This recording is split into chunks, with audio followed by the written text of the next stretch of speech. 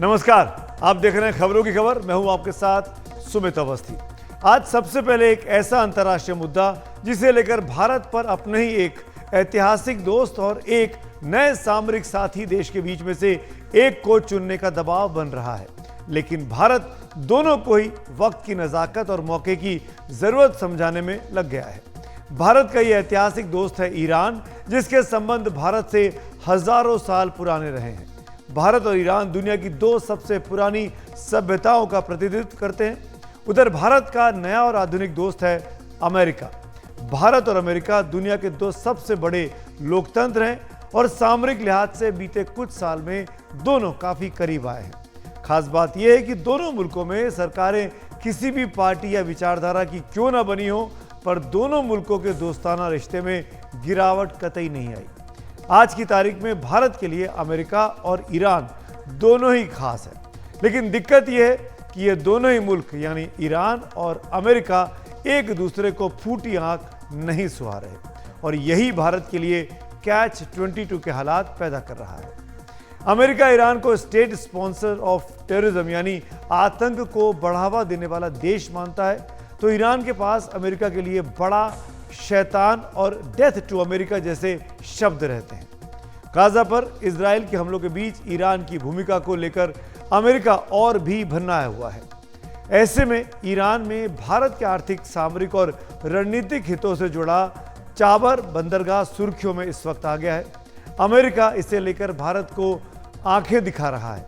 कल ही भारत ने चाबार बंदरगाह के एक टर्मिनल शाहिद बेहस्ती पोर्ट को 10 साल तक संचालित करने का एक समझौता किया। भारत की ओर से Indian Ports Global Limited IPGL of India और ईरान की ओर से वहां के port and maritime organisation PM of Iran ने दस्तखत किए हैं। चाबर ईरान का एक गहरे पानी का बंदरगाह है जो उसके सिस्तान बलूचिस्तान प्रांत में पड़ता है। ईरान का ये बंदरगाह भारत के सबसे करीब है और खुले समुद्र में है, जहां तक बड़े से बड़े कार्गो शिप्स की बहुत आसान और सुरक्षित तरीके से पहुंच सकते हैं। अफगानिस्तान और मध्य एशियाई देशों तक पहुंच के लिहाज से यह बंदरगाह भारत के लिए और भी खास हो जाता है। भारत के लिए यह बंदरगाह और क्यों जरूरी है, इस पर आगे बात करेंगे, लेकिन पहले यह जानना जरूरी है कि इस समझौते के फौरन बाद भारत को अमेरिका ने कैसे आंखें दिखाई और भारत ने क्या समझदारी भरा जवाब अमेरिका को दिया है। चाबर समझौते के फौरन बाद कल अमेरिका ने चेतावनी दी कि जो भी ईरान के साथ कारोबारी संबंधों के बारे में सोच रहा है उसे संभावित पाबंदियों के खतरे के बारे में पता होना चाहिए। सुनते हैं क्या कहा अमेरिका ने। I will just say, as it relates to the United States, U.S. sanctions on Iran remain in place and we'll continue to enforce them. Is any entity, anyone considering business deals with Iran, they need to be aware of the potential risk that they are opening themselves up to and the potential risk of sanctions.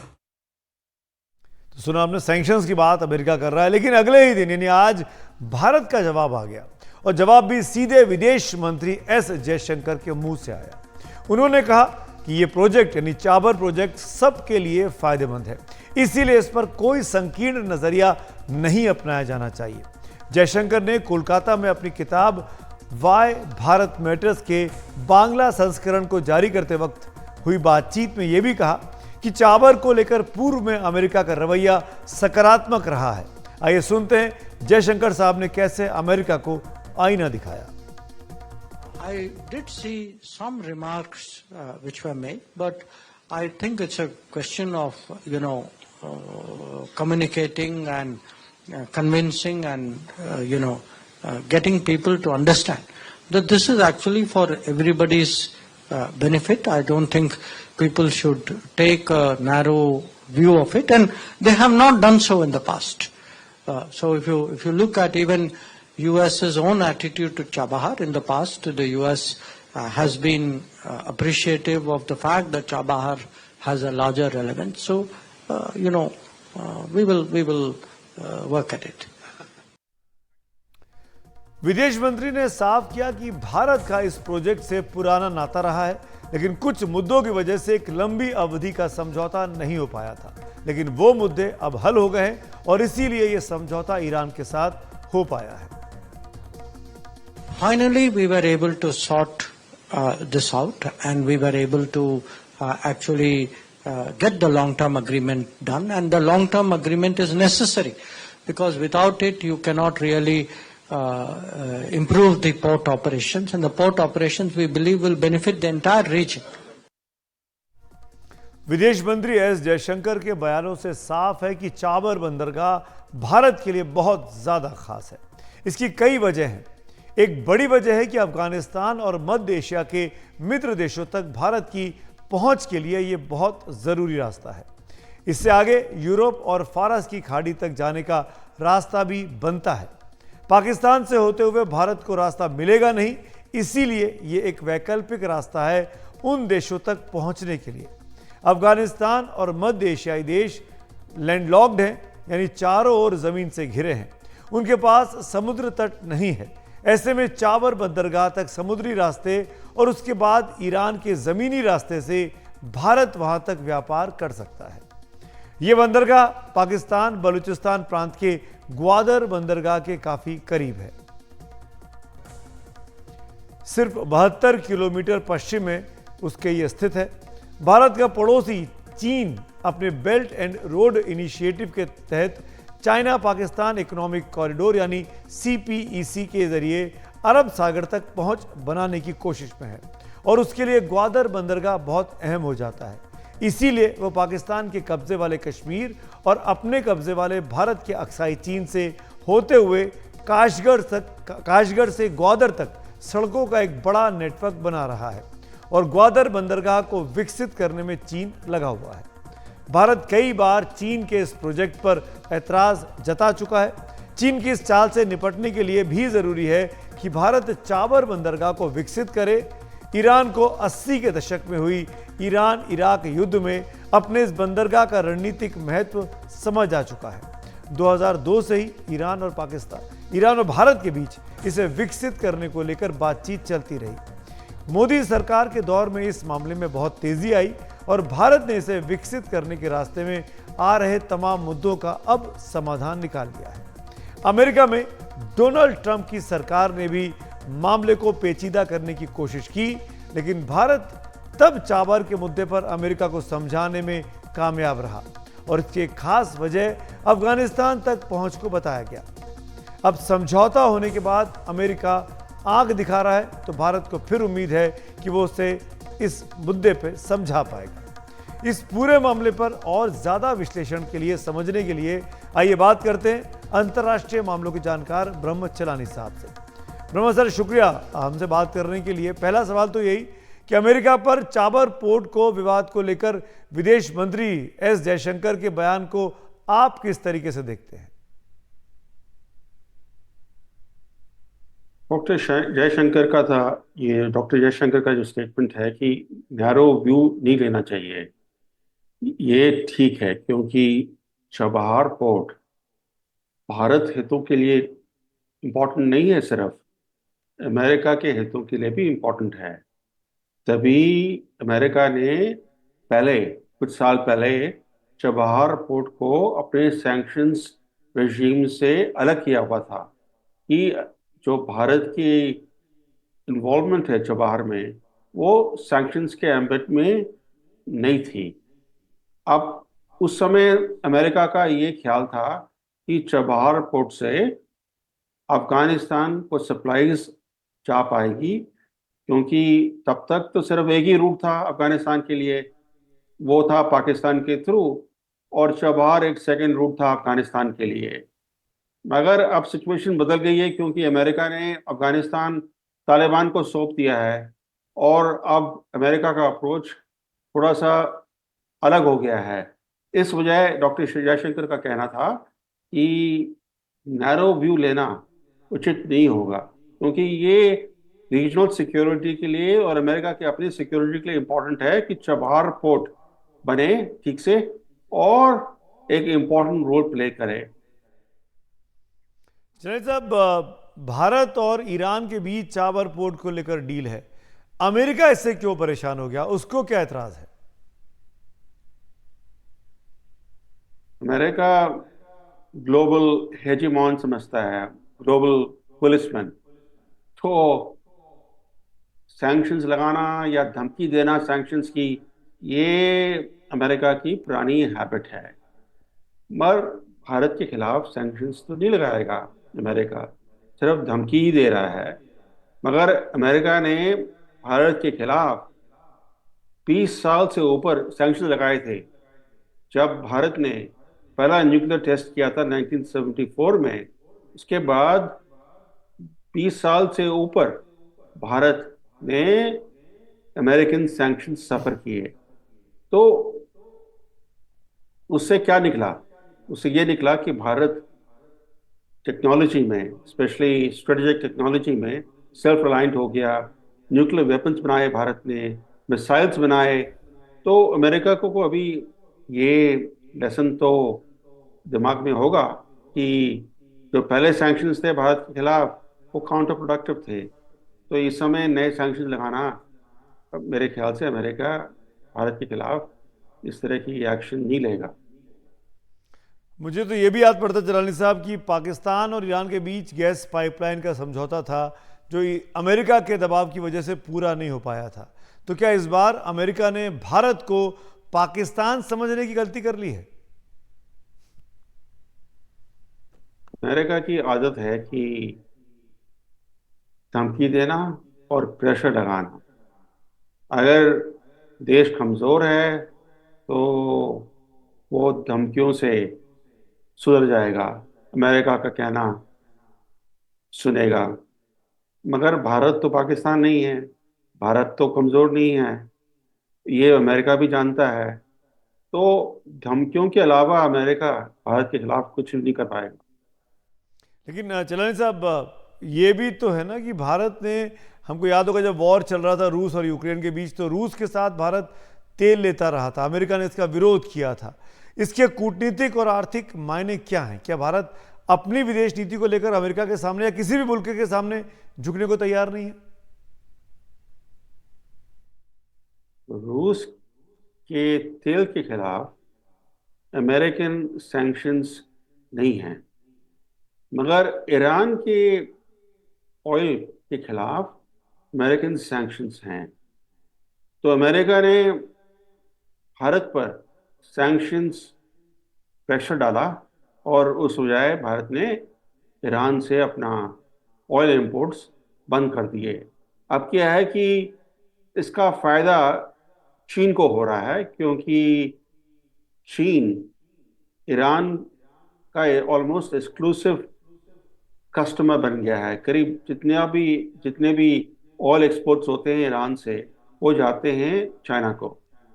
तो मेरे ख्याल से ये जो भारत ने अपना जो imports ख़त्म किए थे ईरान से, जी इसके बारे में इंडिया को रिकंसिडर करना चाहिए। जैसे अमेरिका ने चीन के खिलाफ कोई सैंक्शन थोड़ी लगाए हैं इस तरह के इंपोर्ट्स करने के लिए। तो भारत भी इंपोर्ट्स कर पाएगा ईरान के ऑयल बिना कोई अमेरिकन सैंक्शंस लागू लागू होने से लगता नहीं है कि इस तरह का कोई सैंक्शन लगाएगा अमेरिका भारत के खिलाफ। तो देखिए, ईरान सबसे नज़दीक सोर्स है तेल के लिए, भारत के लिए सबसे नज़दीक सोर्स ईरान है। और इस समय दुनिया का सबसे सस्ता तेल कहाँ से आ रहा है? रूस से नहीं, वो आ रहा है ईरान से। तो इंडिया को अपनी जो पॉलिसी है रिकंसिडर करनी चाहिए। चबहार तो एक बड़ा इंपॉर्टेंट स्टेप है। अब नेक्स्ट स्टेप में भारत अपने जो ओल्ड रिलेशनशिप था ईरान के साथ, ऑयल रिलेशनशिप, उसको रिस्टोर करना चाहिए और ईरान से दोबारा ऑयल इंपोर्ट्स करने चाहिए। एक चीज और पूछना चाहूंगा, मैं आखिर में आ गया हूं कि क्या एस जयशंकर साहब के विदेश मंत्री रहते चीन को टैकल करने में भारत ज्यादा कामयाब हो पाया है? चीन का एक बहुत बड़ा चैलेंज है भारत के खिलाफ, और ये चैलेंज कोई आसान चैलेंज नहीं है, क्योंकि जो कुछ हुआ 2020 में, जिस तरह से चीन के सैनिक छुपे छुपे लद्दाख में घुस आए, जिस तरह से उन्होंने भारतीय ज़मीन कैप्चर की, एक जगह पर नहीं कई जगह पर। और उसके बाद जो कुछ हो रहा है, एक मिलिट्री स्टैंड ऑफ हो रहा है। इस मैंने ये 5 साल शुरू हुआ इस स्टैंड ऑफ का। तो जहाँ तक धरती का सवाल है, लैंड का सवाल है, तो जो लैंड इंडिया ने लूज किया, वो लैंड इंडिया को वापस तो नहीं मिला है, मगर इंडिया ने चीन को एक मैसेज भेज दिया कि हम हम आपसे डरते नहीं हैं, और ये स्टैंड ऑफ तब तक चलेगा until China withdraws from the encroached areas। तो एक तरह का बहुत क्लियर मैसेज चीन को भारत ने दिया है कि ये स्टैंड ऑफ खत्म होने वाला नहीं है, और इस तरह का जो चैलेंज भारत दे रहा है चीन के पावर और कैपेबिलिटी के खिलाफ, ये इस तरह का चैलेंज कोई दूसरे देश ने नहीं दिया इस सेंचुरी में। तो काफ़ी इम्पोर्टेंट मैसेज है भारत की तरफ से। चलिए चलानी साहब, बहुत बहुत शुक्रिया हमसे बात करने के लिए, वक्त निकालने के लिए। कुल मिलाकर चाबर को लेकर भारत का जो स्टैंड है वो बड़ा साफ है। अमेरिका को इससे दिक्कत हो रही हो भले ही, पर भारत अपनी बात पर कायम है, खड़ा है और अमेरिका को समझाने की कोशिश कर रहा है। आगे बढ़ते हैं अगली खबर की ओर, और अब बात क्विक कॉमर्स की, जहां आपने सामान ऑर्डर किया नहीं कि कुछ ही देर में वो आपके सामने हाजिर। भारत ने जब से ई कॉमर्स का चलन तेज हुआ है और लोगों ने घर बैठे ही सामान ऑर्डर करना शुरू किया है, तब से तमाम ई कॉमर्स कंपनियों के बीच ये होड़ तेज हो गई है कि कौन सी कंपनी सबसे पहले अपना सामान जल्द से जल्द उनके ग्राहकों तक पहुंचाने की कोशिश करती है। लेकिन एक दो दिन से लेकर हफ्ते भर तक का समय कई बार लग जाता है। लेकिन अगर ऑर्डर खाने का हो तो ग्राहक भी उम्मीद करता है कि खाना ठंडा होने से पहले उसके पास पहुंच जाए। इस दिशा में जोमैटो, स्विगी जैसी कंपनियों ने और तेजी दिखाई, आधे घंटे में सामान पहुंचाने का दावा किया। जब ऐसा होना शुरू हुआ तो लोग हैरान दिखे कि खाने की डिलीवरी इतनी जल्दी कैसे हो पा रही है। लेकिन इन दिनों एक कंपनी इस मामले में और भी आगे निकलती दिख रही है, और वो है ब्लिंकिट, यानी पलक झपकते ही सामान हाजिर। हालांकि पलक झपकने में तो पल ही लगता है, लेकिन ब्लिंकिट ने फिर भी लोगों को कुछ ही मिनटों में सामान पहुंचाना शुरू कर दिया है, चाहे वो राशन से जुड़ा सामान हो या आपकी हमारी रोजमर्रा की अन्य जरूरतों से जुड़ा। आपने ऑर्डर किया और बस कुछ ही मिनट का इंतजार और सामान आपके सामने हाजिर हो जाता है। ये क्विक कॉमर्स है जिससे रोजगार की राह देख रहे हजारों युवाओं को काम भी मिला है। हालांकि हमारा मानना है कि इन युवाओं को जल्दबाजी के चक्कर में अपनी सेहत का भी ध्यान रखना चाहिए। बाइक ऐसी ना चलाएं कि उन्हें या किसी और को उससे चोट आ पाए। खैर, ये तो बाजार है, इसका अपना दबाव है। लोगों के पास फुर्सत भी अब कहाँ दिखती है, सब कुछ तो जल्दी चाहिए। नए दौर की इसी ज़रूरत को अच्छे से भुनाया है ब्लिंकिट जैसी कुछ नई उभरती कंपनियों ने। ब्लिंकिट की बात करें तो आंकड़े बताते हैं कि वो अपनी मदर कंपनी जोमैटो को कड़ी टक्कर दे रही है, और उसकी फूड डिलीवरी का जो बिजनेस है वो बस पीछे छोड़ने ही वाली है। पिछले वित्तीय साल की चौथी तिमाही में ब्लिंकिट का ग्रॉस ऑर्डर वैल्यू यानी जीओवी 4027 करोड़ रुपए रहा, जो उससे पहले के वित्तीय साल की इसी अवधि में 2046 करोड़ था, यानी 97% की तेजी, यानी करीब करीब दोगुना। ग्रॉस ऑर्डर वैल्यू का मतलब है उस दौर में ग्राहकों द्वारा सामान की खरीदारी से जुड़ा पूरा लेन देन।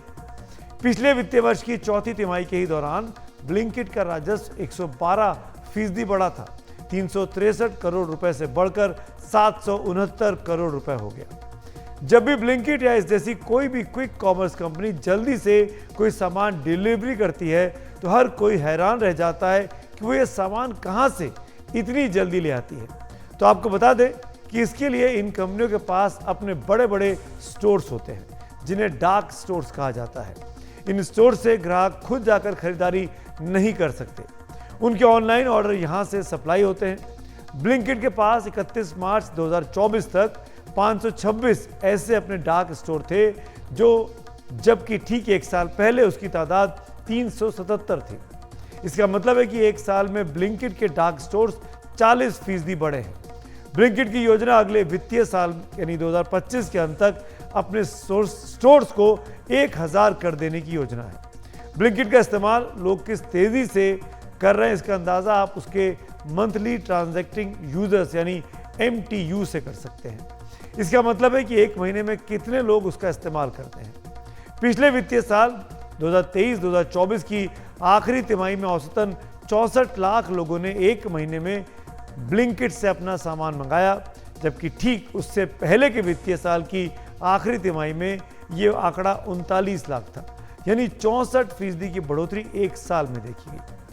ब्लिंकिट जैसी कुछ और भी कंपनियां हैं जो इस क्विक कॉमर्स में उसे होड़ देने की तैयारी में हैं, जैसे Zepto, Meesho, big basket, Swiggy smart, Dunzo daily वगैरह, जो तेजी से अपना विस्तार कर रही हैं और इसके लिए ग्रोसरी के सामान के अलावा अब ब्यूटी, फैशन और इलेक्ट्रॉनिक्स के जुड़े सामान की भी तुरंत डिलीवरी कर रही है।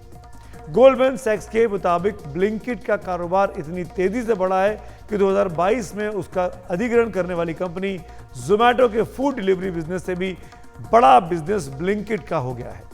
2022 में जोमैटो ने ब्लिंकिट को 5.68 करोड़ डॉलर में खरीदा था, लेकिन उसने अपना प्रदर्शन इतना शानदार किया कि उसका कारोबार 13 अरब डॉलर हो गया। दिल्ली NCR ब्लिंकिट का सबसे बड़ा बाजार है और उसके 1/3 स्टोर्स यहीं पे हैं। दूसरे नंबर पर आता है बेंगलुरु। कंपनी अब मुंबई, हैदराबाद जैसे शहरों में भी अपनी पैठ तेजी से बढ़ा रही है।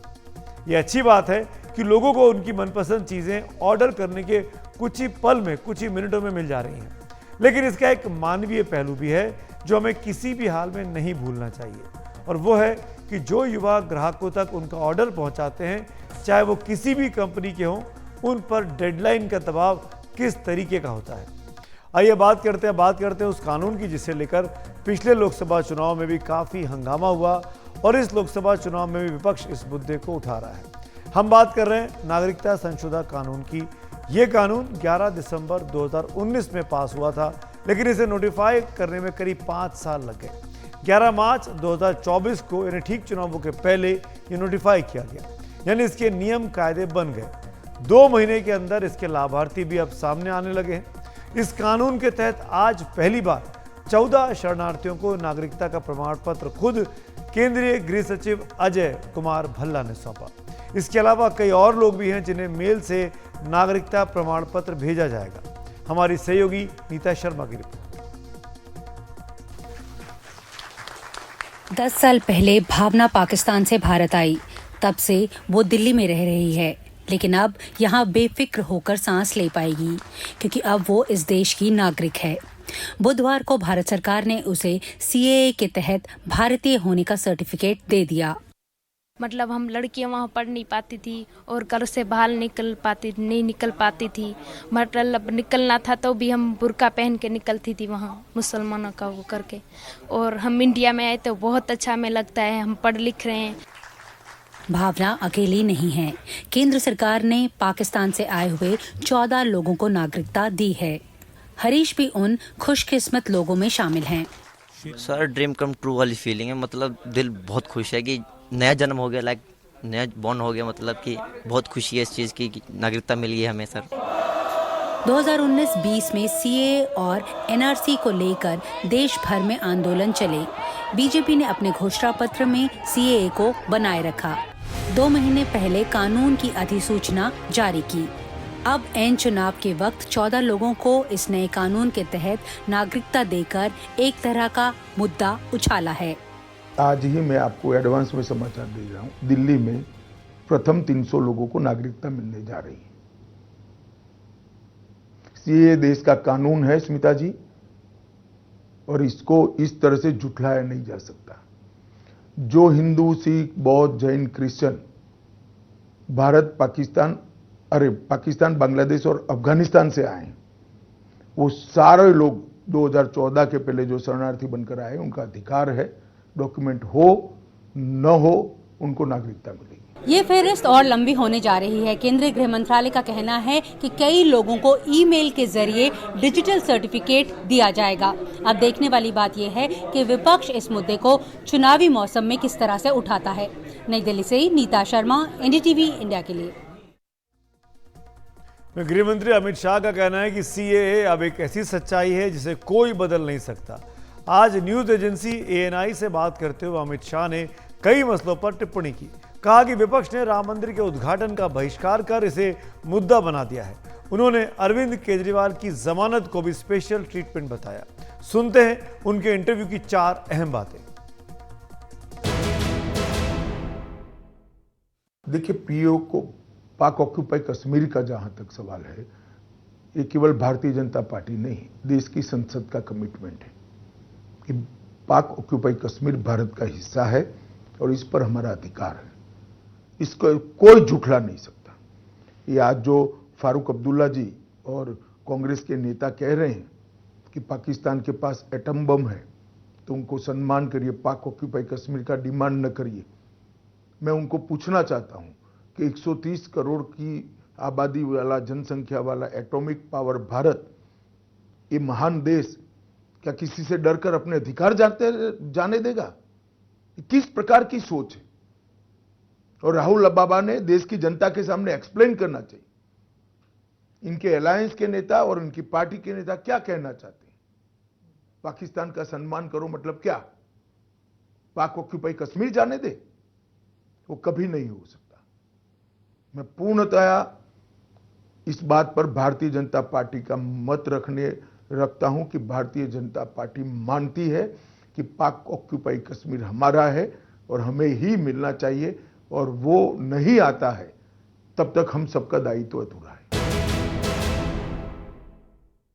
आज ही मैं आपको एडवांस में समाचार दे रहा हूं, दिल्ली में प्रथम 300 लोगों को नागरिकता मिलने जा रही है। ये देश का कानून है स्मिता जी, और इसको इस तरह से झुठलाया नहीं जा सकता। जो हिंदू, सिख, बौद्ध, जैन, क्रिश्चियन भारत, पाकिस्तान, बांग्लादेश और अफगानिस्तान से आए, वो सारे लोग 2014 के पहले जो शरणार्थी बनकर आए, उनका अधिकार है, डॉक्यूमेंट हो न हो उनको नागरिकता मिलेगी। देखिए, तो मैं तो मानता हूं कि सुप्रीम कोर्ट का स्पष्ट रूप से कंटेम्प्ट है। इनका कहने का मतलब है जो विजयी होता है, सुप्रीम कोर्ट उनको दोषी होने के बावजूद भी जेल नहीं भेजती। अब जिन जज साहबों ने उनको जमानत दी है, उनको ये सोचना है कि उनके जजमेंट का क्या उपयोग या दुरुपयोग हो रहा है। आप उस जजमेंट के बारे में क्या कहेंगे? देखिए, सुप्रीम कोर्ट को अधिकार है न्याय की व्याख्या करने का, पर पहली बार हो रहा है कि मगर मैं मानता हूं ये रूटीन और नॉर्मल प्रकार का जुडिशियल जजमेंट नहीं है। काफी लोग देश में मानते हैं कि स्पेशल ट्रीटमेंट दिया गया है।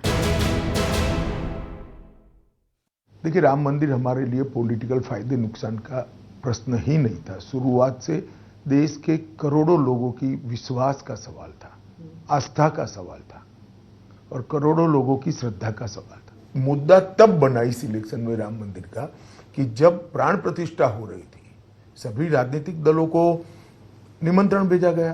पूरे इंडिया अलायंस ने, एक घमंडिया गठबंधन ने प्राण प्रतिष्ठा का कार्यक्रम का बहिष्कार किया। और मेरा स्पष्ट आरोप है, जिसका जवाब उन लोग देते नहीं, कि इन्होंने अपनी माइनॉरिटी बैंक के डर से वहां जाना मुनासिब नहीं समझा। झारखंड सरकार के मंत्री आलमगीर आलम को ईडी ने गिरफ्तार कर लिया है। मुख्यमंत्री के बाद गिरफ्तार होने वाले दूसरे बड़े नेता हैं झारखंड के। ये झारखंड कांग्रेस के वरिष्ठ नेता हैं, जिनके पीए के ड्राइवर के घर से 37 करोड़ रुपए कैश बरामद हुए थे। पिछले 2 दिन से जांच एजेंसी इनसे पूछताछ कर रही थी। कल आलमगीर आलम से करीब 9 घंटे पूछताछ हुई और आज करीब 6 घंटे के सवाल जवाब के बाद उन्हें एजेंसी ने गिरफ्तार कर लिया। झारखंड के ग्रामीण विकास मंत्री आलमगीर आलम सुबह अपनी गाड़ी से ईडी के दफ्तर पहुंचे, लेकिन उसी गाड़ी से घर नहीं लौट सकी। 6 घंटे की पूछताछ के बाद ईडी ने उन्हें गिरफ्तार कर लिया। आरोप यह है कि वो पूछताछ में कोऑपरेट नहीं कर रहे थे, इसीलिए उन्हें गिरफ्तार किया गया। इससे पहले ईडी ने उनके पीए संजीव लाल और उनके घरेलू सहायक जहांगीर आलम को गिरफ्तार किया था। जहांगीर आलम और संजीव लाल के ठिकानों पर रेड की थी, जहां पर करीब 37 करोड़ रुपए बरामद हुए थे और इसके साथ में एक कॉन्ट्रैक्टर है, उसके भी करीब 6 ठिकानों पर रेड हुई थी और बड़े पैमाने पर ईडी को कैश मिला था। गिरफ्तारी के कुछ देर बाद एक एम्बुलेंस में मेडिकल टीम पहुंची उनकी जांच के लिए। ठीक है, थोड़ा सा बीपी हायर साइड में, वैसा कुछ नहीं है, सब नॉर्मल लिमिट्स में ही है, बाकी कुछ ऐसा इशू नहीं है। नॉर्मल ये रूटीन जो है होता ही है। बुधवार को दूसरी बार उनको पूछताछ के लिए बुलाया गया था। उनकी गिरफ्तारी की वजह जांच में सहयोग नहीं करना बताई जा रही है। ये जो पूरा मामला है, ये ग्रामीण विकास विभाग में टेंडर घोटाले को लेकर है। आरोप ये है कि अलग अलग कामों के लिए जो टेंडर दिए गए, उनके बदले ग्रामीण विकास मंत्रालय की ओर से अधिकारियों ने और जो मंत्री हैं उन्होंने मोटा कमीशन लिया। और शक ये इस बात का है कि ये जो कैश बरामद हुआ था, ये कैश उसी कमीशन का हिस्सा है। आलमगीर की गिरफ्तारी की खबर आते ही बीजेपी ने पूरी झारखंड सरकार को निशाने पर ले लिया। देखिए, झारखंड में आज भ्रष्टाचार का एक और बड़ा विकेट गिरा। इसके पहले मुख्यमंत्री रहते हेमंत सोरेन की गिरफ्तारी हुई थी और आज मंत्री आलमगीर आलम को ईडी ने गिरफ्तार कर लिया। और हमें तो लगता है ये तो होना ही था साहब, एक निजी सहायक के नौकर के यहाँ से जब 35 करोड़ रुपए बरामद होंगे और जैसे मीडिया में खबरें आ रही हैं कि इन लोगों ने स्वीकार कर लिया कि ये आलमगीर आलम के विभाग का सिर्फ 3 महीने का 3.5% कमीशन का हिस्सा था, तो ये तो मुझे लगता है सिर्फ एक शुरुआत हुई है।